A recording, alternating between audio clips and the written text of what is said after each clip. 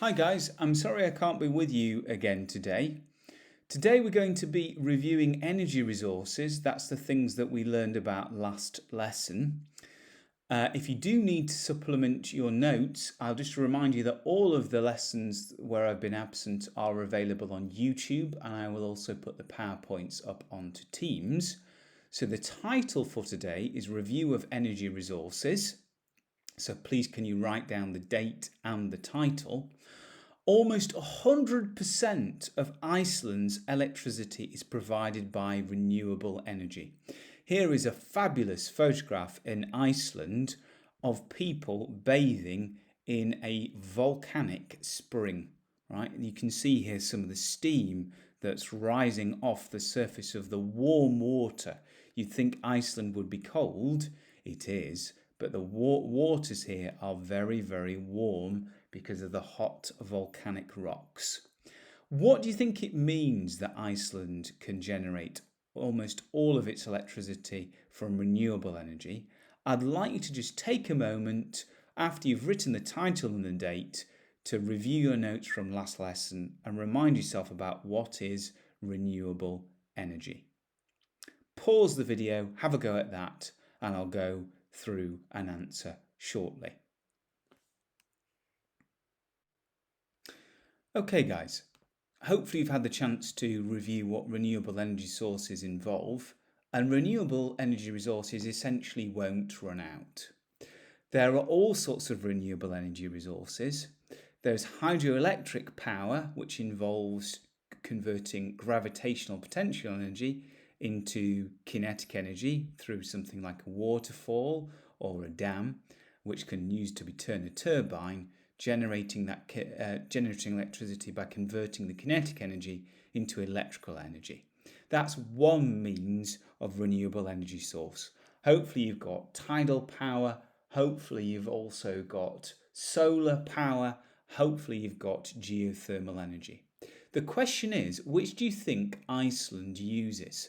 Again, review your notes from last lesson, and the cover teacher will pause the video and then we will go through some more answers.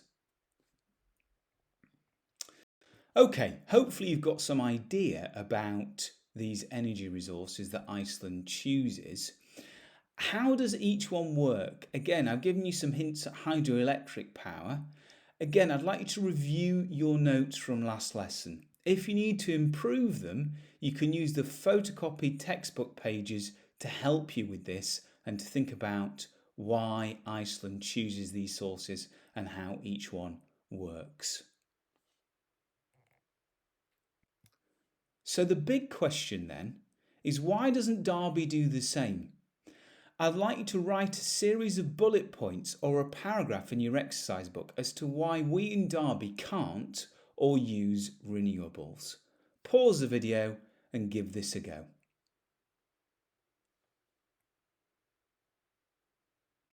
Okay, hopefully you've got a paragraph now on why in Derby we can't use renewable energy like they can in Iceland. And in Iceland, most of their electricity is generated by geothermal energy. Because it's a volcanic island, there's lots of hot rocks underneath Iceland that they can use to heat water, which can either be used to heat homes by pumping that water round the home in using a geothermal energy pump, or alternatively, they can heat up that water, turn it into steam to drive a turbine which will generate geothermal electricity. So it's time to have a go at some review questions, guys. You should have a photocopied textbook page in front of you. If not, the cover teacher should be handing this out at the moment, or will hand this out once I finish speaking. There are two sections here. There's 3.2, which is energy from wind and water, which is pages 38 and 39. And there's also P3.3, which is power from the sun and earth, which is page 40 to 41. What I'd like you to do is to go through those questions, answering them nice and neatly in your exercise book, and the cover teacher has those answers, which they'll be able to go through once you've completed the questions. I hope you've been working jolly hard, guys. Thank you ever so much for your attention. The next time I see you, we'll be revising a great deal of these things that we've been looking at most recently. If you have any problems, please don't be afraid to contact me through Microsoft Teams. As ever, I expect you to be working jolly hard through these questions.